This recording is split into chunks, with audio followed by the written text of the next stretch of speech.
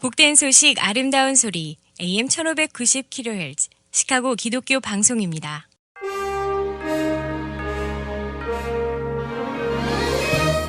여러분 안녕하십니까? 4월 20일 화요일 KCBS 헤드라인 뉴스입니다.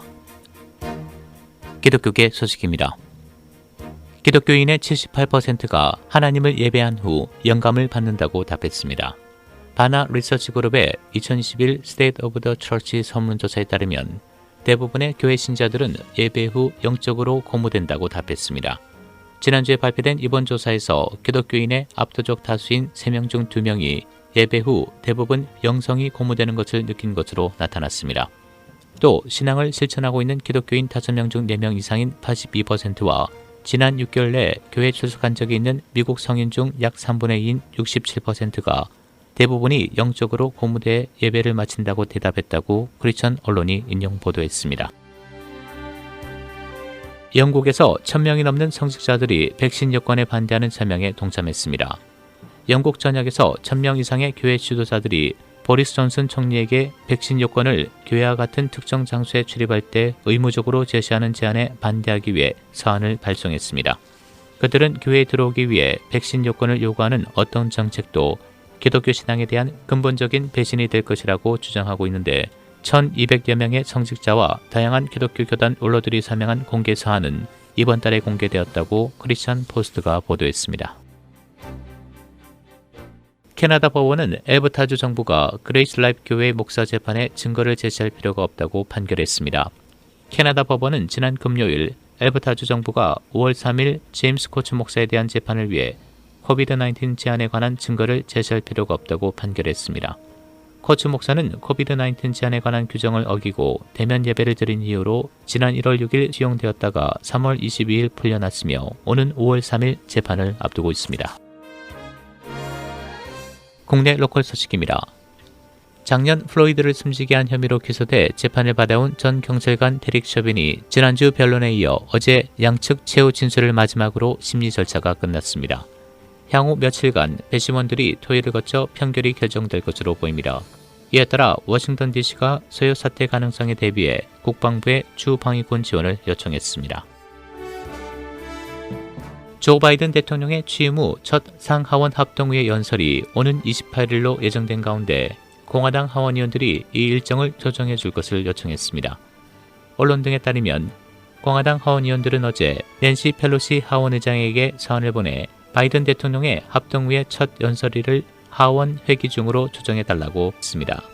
이들은 하원이 회기 중이 아닌 날 연설 일정을 잡고 위원들의 참석을 금지하는 것은 전례 없는 일이자 우리의 대표인 헌법의 정신을 훼손하는 것이라며 하원 회기 중 일정을 다시 잡고 모든 위원들이 참석할 수 있도록 할 것을 촉구한다고 밝혔습니다.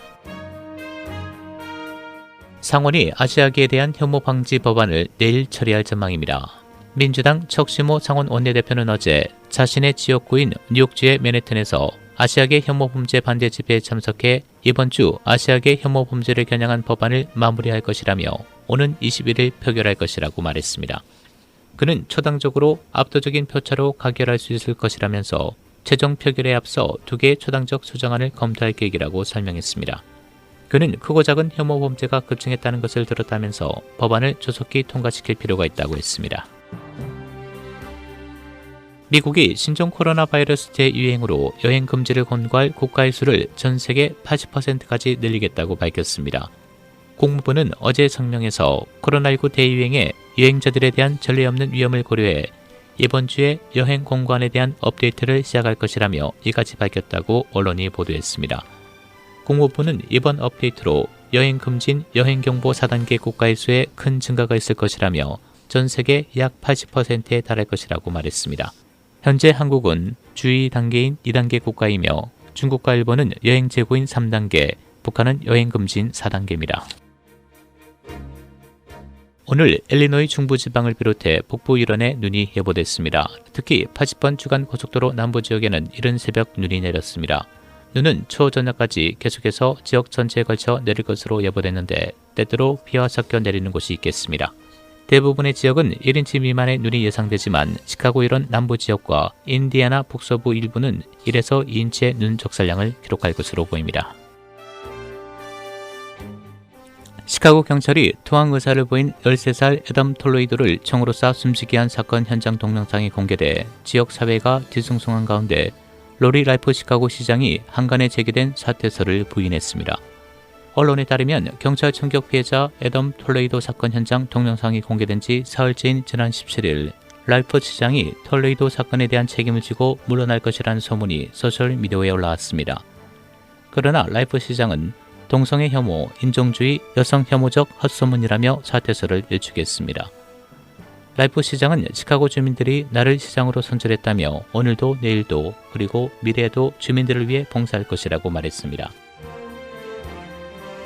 일리노이주 보건당국은 어제 1959건의 신규 확진 사례와 22건의 추가 사망을 보고했으며 6만 5천 건 이상의 백신 예방접종을 했다고 밝혔습니다. 현재 주 누적 확진자는 130만 4,200명, 누적 사망자 2만 3,976명을 기록하고 있습니다. 주 전체 양성률은 전날과 동일한 4%로 나타났습니다. 국제 소식입니다. 지난 1990년 아시아계 최초로 페루 대통령에 당선돼 화제를 모았던 일본 출신 알베르토 후지모리의 딸 게이코 후지모리가 대통령에 도전하면서 부녀가 대통령이 되는 두 번째 역사를 쓸 수 있을지 관심이 쏠리고 있다고 언론이 전했습니다. 이미 두 차례 도전에 실패한 이력을 가진 게이코는 지난 4월 11일 치러진 대선에 재차 출마해 득표율 2위를 기록하며 결선 투표에 진출했습니다. 인접 국가인 에콰도르에서 게르모 라소가 대통령에 당선돼 우파 정권이 집권한 가운데 페루에서도 우파 정권이 승리를 거둘지 주목을 받고 있습니다. 일본 정부가 후쿠시마 원전 오염수를 정화하고 희석하기 때문에 문제없다고 주장하고 있는데 오염수 정화 장치 일부가 제대로 검사도 안 받은 채 가동되고 있는 것으로 확인됐습니다. 한국 원자력 전문가들은 일본이 오염수 방류 계획을 전면 처리해야 한다고 목소리를 높였습니다. 한국 내 코로나19 신규 확진자 549명으로 이틀째 500명대를 이어갔습니다. 한국 정부는 접종 기간을 늘려 이달 말까지 150만 명 접종을 마치고 11월까지 국민 3,600만 명에 대한 2차 접종 완료도 가능하다고 밝혔습니다. 한편 정의용 외교부 장관은 미국과 백신 스와프를 진지하게 협의 중이라며 백신 물량 확보를 담당할 특사 파견도 내부적으로 검토하고 있다고 밝혔습니다. 날씨입니다. 오늘은 30도대 흐린 날씨 보이겠고 오전에 곳에 따라 눈이 내리는 곳이 있겠습니다. 오늘 낮 최고 기온 41도, 밤 최저 기온 30도, 수요일인 내일은 대체로 맑고 흐리고 곳에 따라 비도 내리겠습니다. 내일 낮 최고 기온 44도, 밤 최저 기온 31도입니다. 지금까지 KCBS 뉴스 박상준이었습니다.